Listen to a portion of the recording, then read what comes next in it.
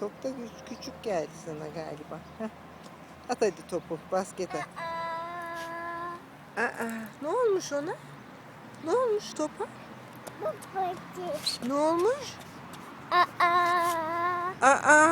Ne olmuş bu topa? Üfle. Üfledin mi? Üfle. Ne olmuş topa? Kaya. Ne oldu? Daldın mı? Çiş var mı?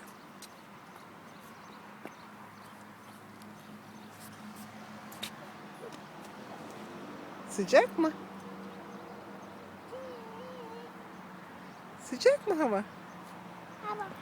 Hava. Gol yap. Ne var yerde? Ne yapmışlar yere kuzum? Ne yapmışlar yere öyle? Ne yapmış? Resim yapmışlar yere. Ne yapmışlar kuzum öyle yere? Neymiş o? Kaya, bakayım o ne? Ne getirdin bana? Bakayım. O neymiş kuzum?